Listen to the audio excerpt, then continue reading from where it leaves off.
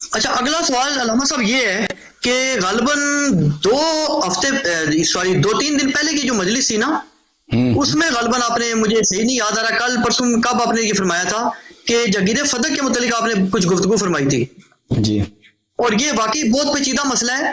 تو اس کے اوپر آپ نے ایک بات کوئی کی تھی، اب میرے ذہن سے نکل رہی ہے، لیکن اس کا کوئی مفہوم اس طرح بنتا تھا کہ آپ نے فرمایا تھا کہ یہ حضرات جو تھے نا، انہوں نے حضرت ابو بکر کی جو پیش کردہ حدیث تھی اس کو رد کر دیا، لیکن اس کے باوجود ان کا دوبارہ کلیم کرنا اس بات کی دلیل ہے کہ یہ سمجھتے تھے کہ ایسی کوئی حدیث رسول اللہ صلی اللہ علیہ وسلم نے نہیں فرمائی ہوئی. یہ یاد آپ نے فرمایا تھا نا؟ جی بالکل. اچھا، اس میں گزارش کروں، شاید آپ کے علم میں نہیں ہے یہ چیز، کہ مفتی محمد اسحاق صاحب نے ایک بات کی تھی اور ان کی اپنی بات نہیں تھی، انہوں نے حوالہ بھی دیا. انہوں نے کہا تھا یہ علامہ سندھی، جو میری معلومات میں شاید علامہ عبید اللہ سندھی جو بر صغیر کے مشہور عالم بھی تھے اور غالباً پولیٹیکل لیڈر بھی رہے ہیں تقسیم ہند سے قبل کے، اور اس کے علاوہ علامہ انور شاہ کشمیری دیوبند کے جو شیخ الحدیث تھے، بہت بڑے محدث تھے، ان کا حوالہ انہوں نے دیا تھا کہ وہ یہ کہا کرتے تھے، اور میں مفتی اسحاق بھی زندگی بھر کی تحقیق میں پوری زندگی اس مسئلے میں شدید پریشانی کے بعد اب اس نتیجے پہ پہنچوں بڑھاپے میں جا گئے کہ یہ مسئلہ بیسیکلی وراثت کا تھا ہی نہیں، اور اب انجینئر صاحب یہی بات کرتے ہیں. اب آپ بھی حیران ہوں گے پھر کس چیز کا ہے. تو وہ یہ کہتے تھے کہ بیسیکلی یہ مسئلہ تھا کیئر ٹیکنگ کا، متولی ہونے کا. وہ کہتے تھے جی کہ بیسیکلی جو سیدہ فاطمہ الزہرا سلام اللہ علیہا نے مطالبہ کیا تھا وہ ایسے کیئر ٹیکر کر رہی تھی. تو ہم نے پوچھا، میں نے بھی پوچھا کہ اس کی کیا دلیل ہے.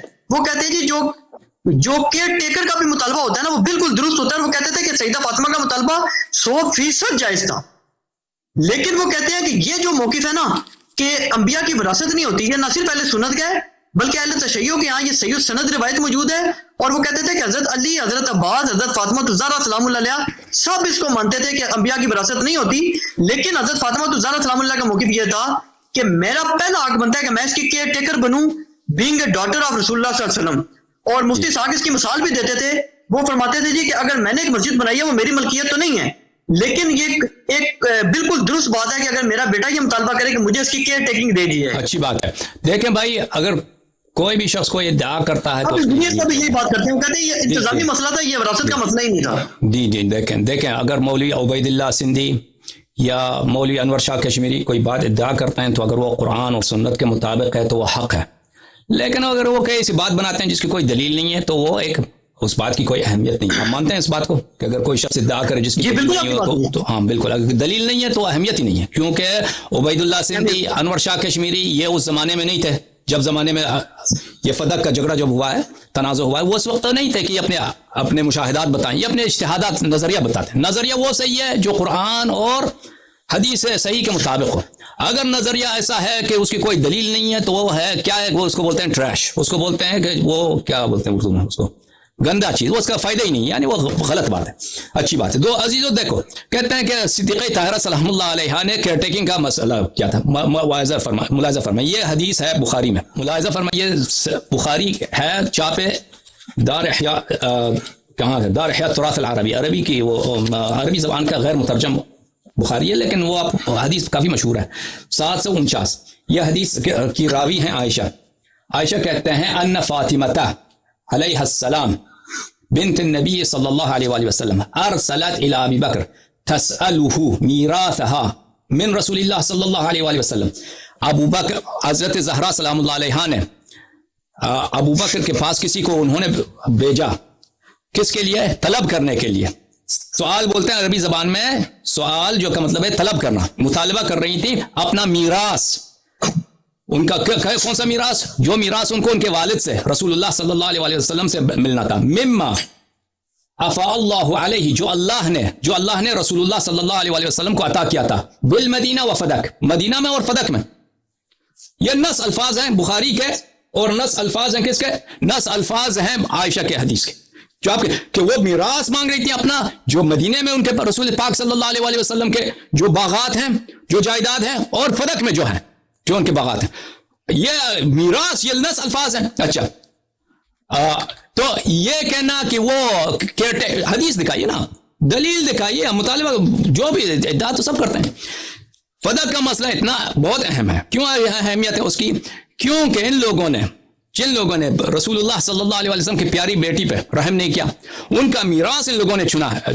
اگر یہ سچ ہے، آپ کہتے ہیں سچ نہیں نا، اگر یہ ثابت ہو جائے، اس کی اہمیت کیوں ہے؟ اگر یہ ثابت ہو جائے کہ انہوں نے میراث چنا ہے اور میراث پہ قبضہ کیا، ناجائز قبضہ کیا ہے، اور رسول اللہ صلی اللہ علیہ وسلم کے متعلق انہوں نے جھوٹی حدیث گڑا ہے، تو پھر آپ کے مذہب کا کوئی اساس ہی نہیں بچتا نا. اس کی اہمیت ہے.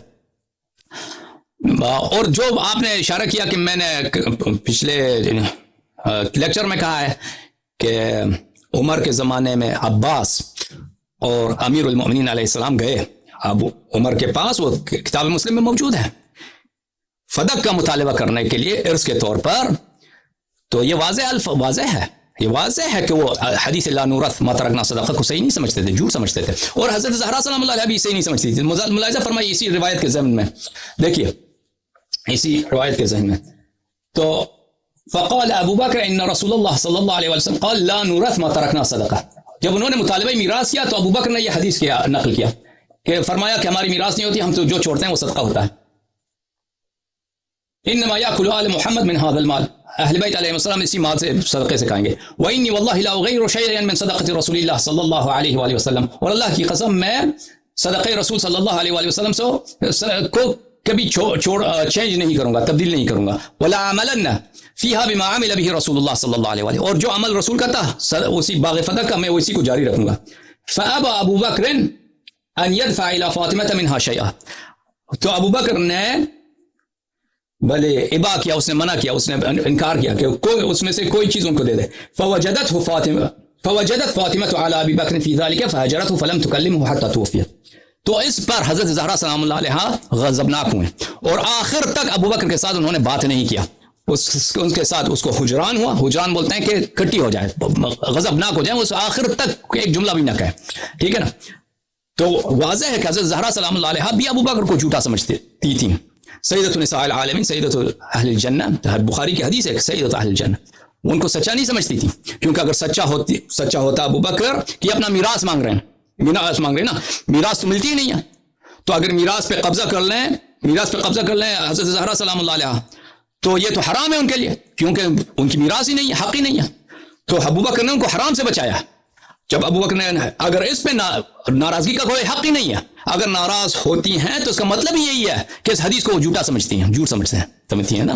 اور حکم جناب میں عرض کروں سر کہ جو اہل سنت ویب سائٹس وغیرہ بھی پیش کرتے ہیں کہ اہل تشیع کی صحیح و سند روایت غالباً اصول کافی میں موجود ہے، جس کو آیت اللہ خمینی نے اپنے انقلاب کی بنیاد بھی بنایا تھا کہ ہم علماء جو ہیں یہ انبیاء کے وارث ہوتے ہیں اور انبیاء کی وراثت مال نہیں ہوتی. تو یہ کیا موقف ہے؟ اور دوسرا ایک اور بات یہ لوگ کہتے ہیں کہ جو بیٹی ہوتی ہے وہ زمین کی وارث ہی نہیں ہوتی، عورت وارث ہی نہیں ہوتی اہل تشیع کی عقیدہ میراث کے علم کے مطابق. جی یہ بھی نیٹ پہ میں نے پڑھا ہے. لا يرثن النساء من العقار شيئا، اس کا مطلب ہے کہ ازواج شیعہ مذہب میں یہ ہے کہ اگر کوئی شخص مر جاتا ہے تو اس کی وائفز کو، اس کی جو بیویاں ہیں، اس کی بیویوں کو جائیداد سے کچھ نہیں ملتا، جائیداد سے نہیں ملتا، صرف اس کے جو باقی جو ترکہ ہے اس میں سے 1/8 اس کو مل جاتا ہے، 1/8 ازواج کو مل جاتا ہے، جو بھی زوجہ ہے، پیسے ہیں، کپڑے ہیں، جو بھی اس کے 1/8 مل جاتا ہے. لیکن اگر اس کے شخص کے باغ ہے، گھر ہے، وہ عورت کو نہیں ملتی، وائف کو نہیں ملتا. بیٹی کی بات نہیں ہے یہ لا يرثن النساء من العقار شيئا کہ عورتوں کو نہیں ملتا. نساء سے مراد یہ کیا ہے؟ نساء سے مراد زوجہ ہیں، جیسے قرآن کی آیت ہے زوجہ ہے، زوجہ بیٹی کی بات نہیں. ہمارے مذہب میں تو واضح ہے کہ بیٹی کو ارث ملتا ہے. سب مسلمان کہتے ہیں کہ بیٹی کو ارث ملتا ہے، سب مسلمانوں کو کوئی شخص مرتا ہے اس کی بیٹی کو ارث ملتا ہے. صرف رسول اللہ صلی اللہ علیہ وسلم کے متعلق وہ روایت ہے کہ وہ آپ لوگوں نے روایت کی، عمر نے، ابو بکر نے روایت کی. اچھا نہیں، وہ اصول کافی والی روایت ہے کہ انبیاء کی مالی وراثت نہیں ہوتی، جو انبیاء کی وارث علماء ہوتے ہیں. جی بالکل، وہ بتاتے ہیں آپ کو. وہ یہ ہے کہ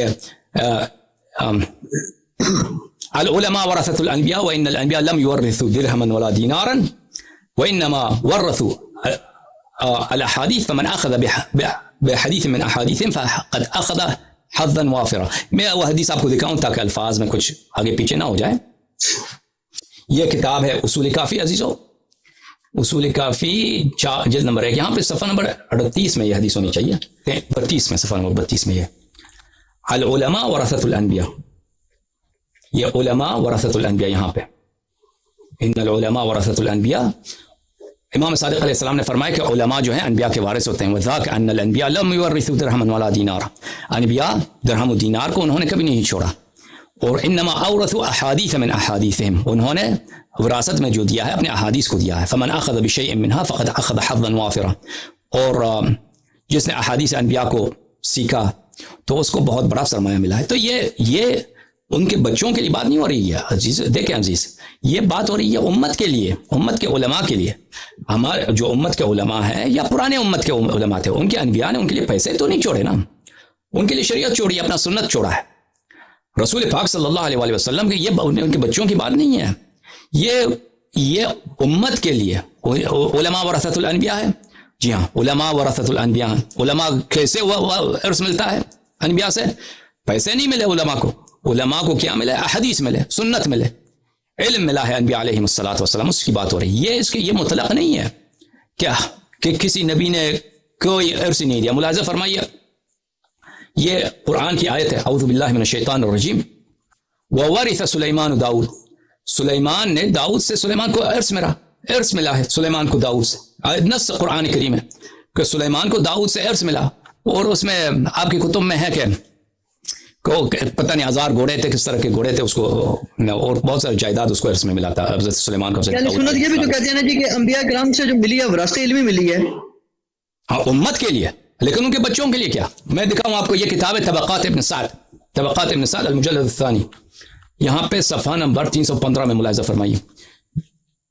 یہ حدیث صحیح بھی ہے میرے عزیزوں. اچھا، اس طرح کے حدیث آپ کی کتب میں بہت ہے کہ زہرا سلام اللہ علیہ آئی تطلب میراثها، ابو بکر سے اپنا میراث مانگنے. وجاء عباس بھی آئے میراث مانگنے آئے.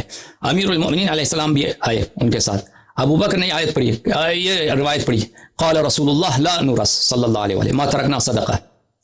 تو امیر المؤمنین علیہ السلام نے فرمایا ورث سلیمان داؤد وقال زکریا یرثنی ویرث من آل یعقوب. تو امیر المؤمنین علیہ السلام نے آیت کی 2 قرآنی آیتیں پڑھی کہ ان کے ابو بکر کے مقابلے. ابو بکر نے جب یہ حدیث پڑھی ہے ان معاشر الانبیاء لا نورث ما ترکنا صدقہ، امیر المؤمنین علیہ السلام نے ان کو 2 آیات سنائی ہیں. وورث سلیمان داؤد وقال زکریا یرثنی ویرث من آل یعقوب، کہ انبیاء کی میراث ہوتی ہے، ان کے بچوں کے لیے میراث ہوتی ہے. لیکن امت کے لیے، جی ہاں، امت کے لیے ان کی کوئی مالی میراث نہیں ہے. امت کے لیے ان کے کیا ہے؟ انبیاء علیہ السلام کی سنت ہے، حدیث ہے.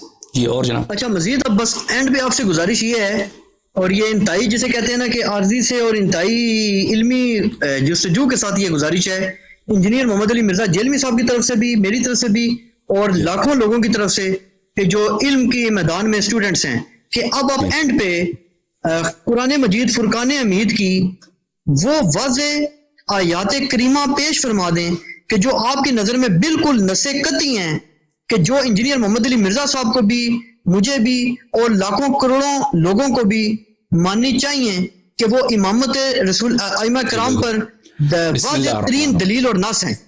ٹھیک ہے نا. پہلی بات تو میرا جواب ہمیشہ آپ کو یہ ہے کہ آپ ہوں محمد علی مرزا ہوں، جو بھی آپ کا مخالف ہے، اس سے پہلے کہ قرآن کی سے کوئی دلیل مطالعہ کریں، قرآن کی آپ لوگ اپنی جو ہے عدم نقصان اپنے مذہب کے مطابق ثابت کریں. پہلی بات تو یہ. اگر کسی شخص کے مذہب میں قرآن ناقص ہے تو وہ مطالبہ نہیں کر سکتا کہ قرآن میں فلان چیز موجود نہیں ہے، کیونکہ قرآن اگر ناقص ہے تو آپ کو کیا مطلب معلوم کہ قرآن میں سے کیا چیزیں حذف کی گئی ہیں. تو پہلی بات تو یہ ہے کہ ہمارا ادعا ہے کہ آپ کے مذہب میں بخاری اور مسلم، باقی کو چھوڑیے، بخاری اور مسلم کے مطابق قرآن کے 80 سے زیادہ فیصد حصہ ضائع ہو چکا ہے. پہلی بات تو یہ. تو اب اس جوڑے کو بولتے ہیں آپ کے سوال کا جواب. بسم اللہ الرحمن الرحیم. عقیدہ تو یہ نہیں ہے نا جی، جبکہ اہل تشیع میں تو لوگ بتاتے ہیں کہ ایک گروہ گزرا ہے علماء کا کہ جس کا یہ موقف بالکل زبردست موقف رہا ہے. اسحاق صاحب کہتے تھے کہ اہل تشیع نے پوری کتاب لکھی ہیں. عائشہ کا عقیدہ ہے، بزرگ صحابہ کا یہی عقیدہ ہے. سمجھ میں آ رہی نا بات آپ کو؟ اگر آپ ایک چیز پہ عقیدہ رکھتے ہیں جو آپ کے کتابوں میں کے خلاف ہے، آپ کے صحیح احادیث کے خلاف ہے، کیونکہ آپ کے علماء آپ سے چھپاتے ہیں آپ تو اس کا مطلب ہے کہ آپ گمراہی میں ہیں. ٹھیک ہے نا، اس کا مطلب ہے آپ گمراہی میں. ہمارے علماء، جی ہاں، ہمارے علماء کا بہت آج بھی ہیں ایسے علماء جو قرآن کریم کو وہ سمجھتے ہیں قرآن کریم میں سے بہت ساری حذف کی گئی ہیں، وہ بہت کم ہے. پرانے زمانے میں بہت رہے ہیں. جی ہاں، ہمارے پاس احادیث بھی بہت ہیں اس مسئلے. لیکن اگر آپ کسی چیز پہ عقیدہ رکھتے ہیں جو آپ کے صحیح احادیث کے خلاف ہیں تو یہ آپ کے لیے نقصان ہے. آپ کو کوئی دلیل ہی نہیں ہے اس کے. آپ کے موقف کی کوئی دلیل اپنا ثابت کریں نا. صرف کہتے ہیں ہمارا اجماع ہے. اجماع مفتی اسحاق صاحب اور انجینئر محمد علی مرزا صاحب اس مسئلے میں جب شیعوں کے خلاف یہ بات کی جاتی تھی نا تو وہ بہت سختی کے ساتھ شدت کے ساتھ اس کا رد کرتے تھے، اور وہ یہ کہا کرتے تھے کہ یہ بالکل جہالت والی بات ہے کہ کسی شیعہ کے گھر، کسی سنی کے گھر، کسی شیعہ کی مسجد میں، کسی سنی کی مسجد میں، کسی شیعہ کے مدرسے میں، کسی سنی کے مدرسے میں جاؤ، جا کر دیکھ لو، اگر کوئی دوسرا قرآن لا سکتے ہو تو لے آؤ۔ تو جب قرآن نہیں ہے تو کہتے ہیں تواتر ہے، اس کے مقابلے میں کسی روایت کی کوئی اہمیت نہیں۔ انجینئر صاحب تو اعلانیہ کہتے ہیں کہ شیعہ بھی قرآن اسی کو مانتے ہیں، ہم بھی اسی کو مانتے ہیں، پوری امت کا تواتر ہے، کسی کی نہ سنی کی نہ شیعہ کی کسی روایت کو نہیں مانا جائے گا۔ تواتر کب سے ہے؟ تواتر کب سے ہے؟ وہ کہتے ہیں ہمیشہ سے تواتر ہے، کوئی دوسرا ہی کہاں رہا ہے؟ تواتر کہاں رہا ہے؟ تواتر کب سے؟ تواتر عثمان کے بعد ہے۔ عثمان نے جب مصاحف لکھی ہیں امصار کو بھیجا ہے، امصار یعنی مختلف شہروں کو بھیجا، اس کے بعد تواتر ہے، اس سے پہلے ہے، اس سے پہلے کی بات ہو رہی ہے۔ تو عثمان تو بعد میں آیا، اس سے پہلے وفات رسول صلی اللہ علیہ وسلم اور خلافت عثمان کے اس وقت جب قرآن پہ جھگڑا لڑنا شروع کیا مسلمانوں نے، مختلف شہروں میں قرآن کی مختلف کاپیاں تھیں، اس پہ جھگڑے ہوتے تھے۔ اس زمانے میں کیا گزرا قرآن پر؟ اس دور میں مثلا 30 سال کا دور ہے، امیر المومنین علیہ السلام 30 سال نہ 25 سال، امیر المومنین علیہ السلام سنہ 36 میں، نہیں لیکن اللہ نے قرآن میں واضح فرمایا نا جی کہ ہم اس کی حفاظت کریں گے۔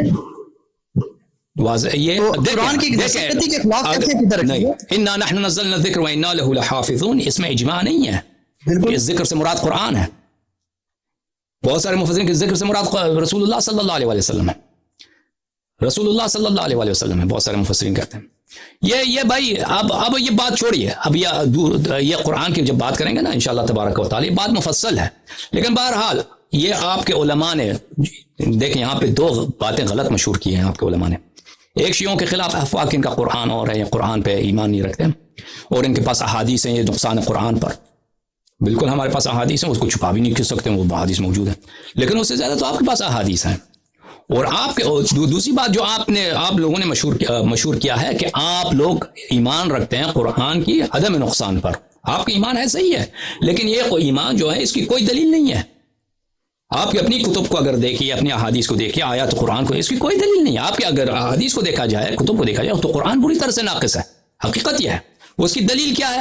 یہ آپ کا مجھ سے طلب، میں نے ایک ادعا کیا، میں نے اس کی دلیل واضح پیش نہیں کیا، لیکن ابھی وقت بھی نہیں اس کے لیے، بہت جیسے میں نے کہا نا 1-2 گھنٹے کی بات کرنا ہوگا، دکھانا ہوگا، مختلف وجہ استدلال بتانا ہوگا، تو وہ اس کو وقت پہ بتائیں گے انشاءاللہ تبارک و تعالی۔ تو پہلی بات یہ ہے کہ جو بھی شخص ہم سے مطالبہ کرے کہ قرآن دکھاؤ، ہم کہیں گے پہلے تم جواب دے دو، نقصان قرآن کی بات جواب دے دو، پھر اس کی بات۔ دوسری بات یہ ہے میرے عزیزوں، واضح دلیل لے کے آؤ۔ اعوذ باللہ من الشیطان الرجیم، وآتیوا اللہ وآتیوا الرسول واولی الامر منکم، اللہ کی اطاعت کرو، رسول کی اطاعت کرو، اور اولی الامر کی اطاعت کرو۔ اللہ تعالیٰ نے اطاعت مطلقہ واجب کیا ہے اولی الامر کی، جیسے اللہ سر اگر آپ حوالہ بھی دیتے جائیں نا تو بالکل سادے جو بچے دیکھ رہے ہیں ان کے لیے آسانی ہو جائے گی، آیت نمبر اور سورت نمبر بتا دیجیے جی۔ آیت کیونکہ بالکل میرے جیسے جیل میں تو سن رہے ہیں۔ آیت کی کیا ہے؟ آیت نمبر دکھاتے ہیں، آیت تو مشہور ہے بھائی، سورت نمبر، آیت نمبر، سورت نمبر، آیت نمبر بتاتے جائیں۔ سورہ مائدہ ہے نا، سورہ مائدہ آیت نمبر 57 ہے کیا؟ آیت نمبر 59 ہے سورہ نساء، سورہ نساء آیت نساء، سورہ نساء کی آیت نمبر 59 ہے۔ 59 بسم اللہ الرحمن الرحیم، یا ایھا الذین آمنوا اطیعوا اللہ واطیعوا الرسول واولی الامر منکم۔ دکھا بھی دیں اچھی بات، کیونکہ یہ سب سے امپورٹنٹ پارٹ ہے نا اس کا، ہدایت کے لیے یہ سب سے امپورٹنٹ پارٹ ہے، ہمارا مقصد ہدایت حاصل کرنا ہے نا۔ اچھی بات ہے۔ باقی گفتگو تو چلو ہم نے ویسے اپنے کنسیپٹ کلیئر کیا، لیکن اصل سوال تو یہ ہے، میں ایک اور سے یہ زیادہ آیت انجینئر پڑھوں گا محمد علی مرزا صاحب کا مطالبہ بھی، ایک سے جی ایک سے زیادہ انجینئر محمد علی مرزا صاحب کا مطالبہ بھی آپ سے یہ ہے، وہ کہتے ہیں مجھے آیات پیش کریں آپ، انشاءاللہ اس پہ غور ہوگا۔ او بھائی ہم رسول دیکھیں بنی اسرائیل آتے تھے حضرت موسیٰ علیہ السلام، لن نؤمن لک حتی نری اللہ جہرۃ، کہتے تھے اللہ کو ہمیں دکھاؤ، ٹھیک ہے نا۔ اچھا، یا ایھا الذین آمنوا، اے ایمان والو، اطیعوا اللہ واطیعوا الرسول واولی الامر منکم، یہ آیت ہے 59 سورہ مبارکہ نساء میں۔ اے ایمان والو، اللہ کی اطاعت کرو، رسول کی اطاعت کرو، اولی الامر منکم، اور صاحبان ایمان کی اطاعت کرو۔ اب میں بات آپ کو بتاؤں، اولی الامر کی، صاحبان امر کی اطاعت کرو۔ امر جیسے میں نے پہلے عرض کیا، امر مطلقہ، اولی الامر کی مطلق طاعت واجب ہے، مشروط طاعت کی کوئی دلیل نہیں ہے۔ کیونکہ شخص کہتا ہے مشروط، کوئی آیت کہاں شرط لگایا؟ اگر اس میں آیت میں کوئی شرط ہوتا تو بتا دیتا، آیت شرط نہیں ہے، مطلق واجب ہے طاعت۔ دیکھیں آپ کے پاس، دیکھیں اللہ تعالیٰ نے اپنے حبیب صلی اللہ علیہ وآلہ وسلم کو کس لیے بھیجا؟ اپنے حبیب صلی اللہ علیہ وآلہ وسلم کو اس لیے بھیجا بلی وابعث فیہم رسولا منہم یتلو علیہم آیاتہ ویزکیہم ویعلمہم الکتاب والحکمہ، کہ نبی صلی اللہ علیہ وآلہ وسلم کو اس لیے بھیجا کہ تزکیہ کریں، بلے آیات کی تلاوت کریں اور کتاب کی تعلیم کریں، کتاب کی تعلیم کریں۔ میں جی جناب، آپ اولی الامر کون ہیں؟ آپ اولی الامر جو ہیں، آپ کے پاس ایک ہے، میں آپ کو ایک چیز آپ کو دکھا دوں آپ کی خدمت میں۔ یہ کتاب ہے عزیزو الاتقان، جناب سیوطی کی کتاب ہے الاتقان، چاپ دار الفکر۔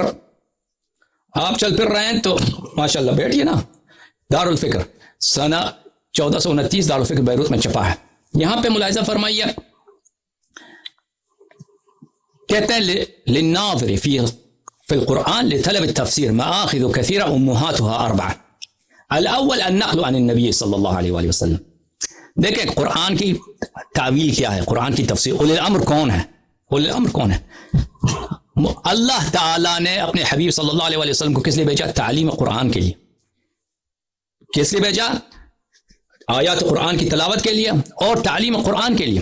اب آپ کے پاس، آپ لوگوں کے پاس اس آیت کے لیے، آیت میں کتنی حدیث ہیں کہ اولی الامر کون ہے؟ کتنی حدیث ہیں آپ کے پاس اولی الامر کون ہے؟ دیکھیں عزیزو، فرمایا الذی صح من ذلک قلیل جدا، کہتا ہے زرکشی نے برہان میں فرمایا ہے کہ سب سے بڑا جو مصدر ہے تعویل قرآن، تفسیر قرآن جاننے کے لیے نبی کریم صلی اللہ علیہ وسلم کی تفسیر۔ بہترین مفسر کون ہے قرآن کا؟ بلا شک نبی کریم صلی اللہ علیہ وسلم۔ سیوطی کہتا ہے مصیبت یہ ہے کہ صحیح احادیث تفسیر قرآن میں قلیل جدا، بہت کم ہے، بل اصل المرفوع منہ فی غایت القلہ، کہتا ہے نہیں چھوڑو، جو حدیث رسول پاک صلی اللہ علیہ وسلم سے سند کے ساتھ آیا ہو، چاہے وہ ضعیف ہوئی کیوں نہ ہو، وہ چاہے وہ منقطع کیوں نہ ہو، معضل ہی کیوں نہ ہو، وہ بھی بہت کم ہے تفسیر میں۔ اچھا، وَسَأَسْرِدُهَا كُلَّهَا آخر الکتاب، وہ کہتا ہے میں آخر اس کتاب کے آخر میں، یہ کتاب اتقان کے آخر میں جتنی احادیث ہیں تفسیر میں رسول پاک صلی اللہ علیہ وسلم ضعیف ہے جو بھی ہیں وہ میں لے کے آؤں گا۔ وہ اپنے وعدے پہ عمل کرتا ہے۔ یہ شروع کرتے ہیں صفحہ نمبر 569 میں، 569 کے آخر میں فرماتے ہیں اذا انتہا، جب قد انتہا بنا القول فيما أردناه من هذا الكتاب فلنختمه بما ورد عن النبي صلی اللہ علیہ وآلہ من التفاسیر المصرح فيها، کہتے ہیں اب جب کتاب اتقان علوم قرآن ختم ہوا تو ہمیں وہ تمام احادیث جتنے آپ لوگوں کے پاس ہیں۔ یہ سیوطی کون ہے؟ سیوطی وہی ہے جس نے در منثور لکھا ہے، کتاب جو سب سے جامع آپ لوگوں کے ہاں تفسیر ہے، روائی طبری سے بھی، ابن ابی حاتم سے بھی زیادہ جامع ہے، وہ کتاب در منثور ہے۔ اور یہ وہی شخص ہے جس نے جمع الجوامع لکھا ہے، جو تمام احادیث کا سب سے بڑا مجموعہ ہے آپ کے مذہب میں، سیوطی کی کتاب ہے، سب سے بڑا مجموعہ۔ مسند احمد ابن حنبل، معجم کبیر طبرانی، سب سے بڑا جو ہے حیتمی کا جو مجمع الزوائد ہے، سب سے بڑا جو مجموعہ ہے کیا ہے؟ جمع الجوامع سیوطی کا۔ ایسا شخص کہتا ہے جس کو پورا عبور ہے احادیث پر اور بالخصوص احادیث تفسیر پر، کہتا ہے میں تمام احادیث لے کے آؤں گا جو نبی کریم صلی اللہ علیہ وآلہ وسلم میں تفسیر میں یا اسباب نزول میں آیا ہے۔ اچھا، پھر وہ اپنے وعدے پہ عمل کرتا ہے، صفحہ نمبر 569 میں شروع آخر میں پھر یہ حدیث ہے بھائی، بعض میں اس میں سے حدیث جو لاتا ہے وہ کہتا ہے یہ سند ضعیف ہے، ٹھیک ہے، بعض سند صحیح ہے، تو سارا یہ جب ختم کرتا ہے عزیزو، یہ سند ضعیف وغیرہ سب آخر میں ملاحظہ فرمائیے، سب میں آخر میں آپ کو دکھاؤں 20 صفحے، تمام احادیث آپ کے 20 صفحے بن جاتے ہیں۔ یہ صفحہ نمبر 500، معاف کیجیے گا میں الٹے صفحے ڈائریکشن میں چلا گیا، یہ آ گیا آپ کا حدیث صفحہ نمبر 590 پر، تو لا الہ الا، معاف کیجیے گا عزیزو، یہ 500 کہاں گیا؟ 590 پہ آ جاتا ہے ختم اس کا، یعنی کل 20 صفحے حدیث لے کے آ جاتا ہے۔ ہاں یہ ہے بھائی، یہ 590 پر اتقان کے آخر میں صفحہ نمبر 570 سے 590 تک، 509 یعنی 20 صفحہ حدیث۔ فہذا ما حضرني من التفاسير المرفوعة المصرح برفعها صحيحها وحسنها وضعيفها ومرسلها ومعضلها لم اعول على الموضوعات والاباطيل، کہتے ہیں جتنے حدیث تھے تفسیر میں صحیح، حسن، ضعیف، مرسل، معضل. صرف میں نے اباطیل موضوع حدیث کو داخل نہیں کیا. سب کتنے صفحے بنے بھائی؟ یہ صفحہ نمبر 590 جو ہے نا، 590 پورا بھی نہیں ہے، 590 کے نصف میں ہے، یعنی 20 صفحے حدیث بھی آپ کے پاس نہیں ہے تفسیر میں. آپ جو اپنے آپ کو اہل سنت کہتے ہو، نبی کریم صلی اللہ علیہ وسلم کا سب سے بڑا کام قرآن میں کیا ہے؟ تزکیہ، تلاوت قرآن، تعلیم الکتاب. تعلیم الکتاب جو نص قرآن کئی آیات میں ہے، اس میں 20 صفحہ حدیث بھی نہیں ہے آپ لوگوں کے پاس. تو اولی الامر کون ہے؟ آپ کے پاس تو کوئی نہیں ہے نا روایت. تو لیکن میں آپ کو کہتا ہوں رسول پاک صلی اللہ علیہ وسلم نے ضرور بیان کیا ہوگا. وہ اللہ کا حکم ہے کہ تو قرآن تعلیم دے، تفسیر تعلیم دے. اس نے بیان نہیں کیا؟ بیان کیا ہے. جیسے اللہ نے قرآن میں حکم دیا ہے کہ تم نماز پڑھو، نماز پڑھو. کئی بار نہیں بتایا کہ نماز ظہر 4 رکعت ہے، بتایا نہیں؟ بتایا. کئی نماز فجر 2 رکعت نہیں بتایا. تو رسول پاک صلی اللہ علیہ وآلہ وسلم نے بتایا ہے، لیکن آپ لوگوں کے کتاب میں کہیں نہیں ملے گا کہ اولی الامر کون ہے. آپ یہ کہتے ہو کہ جو بھی فاسق فاجر حکمران ہے وہ اللہ سے اس کی اطاعت واجب ہے، لیکن یہ آیت کے نص کے خلاف ہے، کیونکہ آیت جو ہے واضح طور پہ بتا رہی ہے کہ اولی الامر وہ ہے جس کی اطاعت اللہ ہی کی طرح، رسول صلی اللہ علیہ وسلم ہی کی طرح مطلقہ واجب ہے. مطلقہ واجب. یہ پورے عالم اسلام میں دیکھیے، پورے عالم اسلام میں دیکھیے، پورا عالم کسی فرقے نے ادعا ہی نہیں کیا کہ کسی ایسے شخص کا طاعت مطلقہ واجب ہے جس طرح اللہ اور رسول کیا ہے، صرف سوائے شیعہ کے اپنے 12 اماموں کے متعلق. کسی اور فرقے نے ادعا، صرف اس کا مصداق، اور ہمارے پاس احادیث بھی بہت ہیں اس کی ذیل میں. ایک اور آیت آپ کو سناتے ہیں میرے عزیز، جس کے خلاف اس کے متعلق احادیث بھی بہت ہیں، اس سے امامت ثابت ہوتی ہے. اعوذ باللہ من الشیطان الرجیم. انما یرید اللہ لیذھب عنکم الرجس اہل البیت ویطہرکم تطہیرا. فرمایا کہ میں اللہ تعالیٰ کا ارادہ ہے کہ اہل بیت علیہم الصلاۃ والسلام سے ہر قسم کی پلیدی دور ہو جائے، ان کو پاک و پاکیزہ بنایا جائے. وہ سب سے بڑا جو پلیدی ہے وہ جہل کی پلیدی ہے، سب سے بڑی جو پلیدی ہے وہ گناہ کی پلیدی ہے، سب سے بڑی جو پلیدی ہے وہ برے عادات کی پلیدی ہے. اللہ نے ہر طرح کے پلیدی کو اہل بیت علیہم السلام سے دور کیا ہے. تو بنص قرآن ثابت ہوا کہ اہل بیت علیہم الصلاۃ والسلام سے پلیدی دور ہے، چاہے وہ عرفی ہو، چاہے شرعی ہو، چاہے عقیدے میں ہو، چاہے وہ عمل میں ہو، گناہ میں ہو. تو یہی عصمت کا نام ہے. تو اہل بیت طاہرین علیہم السلام معصوم ہو گئے. اب بات رہی کہ کون ہے اہل بیت علیہم السلام، وہ تو واضح ہے. وہ واضح ہے کہ اہل بیت علیہم السلام، رسول پاک صلی اللہ علیہ وسلم نے یہ آیت کبھی ازواج کے لیے نہیں پڑھی، ہمیشہ پنجتن پاک کے لیے رسول پاک صلی اللہ علیہ وسلم نے آیت کی تلاوت فرمائی ہے. ہمیشہ. اس کی روایات بہت زیادہ ہیں، احادیث بہت متواتر. آپ استدلال کریں کہ یہ سیاق آیات وہ ازواج سے خطاب ہے، تو اس کا جواب بھی ہمارے پاس بہت ہے. اس طرح آیات بہت زیادہ ہیں قرآن مجید میں کہ آیت کا صدر، آپ تو کئی آیات کی بات کریں، میں ایک آیت کی بات، ایک آیت کا صدر کسی سے خطاب ہے، ذیل کسی سے خطاب ہے، صدر کسی موضوع پر، ذیل کسی موضوع پر ہے. یہ ترتیب قرآن کریم جو ہے یہ ترتیب نزول نہیں ہے، یہ سب مسلمانوں کا اجماع ہے. ترتیب قرآن ترتیب جمع قرآن ہے. یا تو یہ بھی ثابت نہیں ہے کہ ترتیب آیات جو ہے یہ رسول پاک صلی اللہ علیہ وسلم سے ہے. ترتیب آیات یا صحابہ سے ہے جنہوں نے قرآن کو جمع کیا ہے، یا رسول پاک صلی اللہ علیہ وسلم سے ہے. جیسا بھی ہو، رسول پاک صلی اللہ علیہ وسلم کے متواتر احادیث سے ثابت ہے کہ یہ آیت تطہیر کن کے متعلق نازل ہوئی ہے، وہ اہل بیت کون ہے. اور رسول پاک صلی اللہ علیہ وسلم سے ثابت نہیں ہے کہ کبھی انہوں نے یہ آیت ازواج کے لیے پڑھی ہوں. اور کبھی کسی مسلمانوں کا ادعا بھی نہیں ہے کہ ازواج کیا ہے، مطہر ہیں، ازواج معصوم ہیں. ازواج کے لیے کبھی یہ ادعا نہیں کیا گیا. یہ ادعا صرف اہل بیت طاہرین علیہم الصلوۃ والسلام کے لیے ہے کہ وہ مطہر ہے، معصوم ہے ہر رجس سے، جس طرح خود نبی کریم صلی اللہ علیہ وسلم معصوم ہے. جب عصمت ثابت ہوئی نا عزیز، عصمت کہ اس میں کسی طرح کی خامی نہیں ہے، ایسے استیاں ہیں اسلام میں رسول پاک صلی اللہ علیہ وسلم کے بعد کہ ان کے کلام میں کبھی خطا نہیں ہے، ان کے کلام میں کبھی جھوٹ نہیں ہے، ہر بات کہیں وہ اللہ کے حکم کے مطابق، ان کے عمل میں کبھی گناہ نہیں ہے، کبھی ظلم نہیں ہے، کبھی خطا نہیں ہے، کبھی انحراف نہیں ہے. تو امامت اسی کا نام ہے نا، امام کہ ایک ایسا شخص ہو جو اس سے کبھی غلطی صادر نہ ہو، اس کی جو بھی بات مان لے، یعنی عین اللہ کا حکم آپ نے مانا ہے، یہی امامت ہے. یہ دونوں آیتوں سے ہم نے قرآن کی روح سے ثابت کیا. اور فرمائیے جناب بالاختصار آپ کی خدمت میں.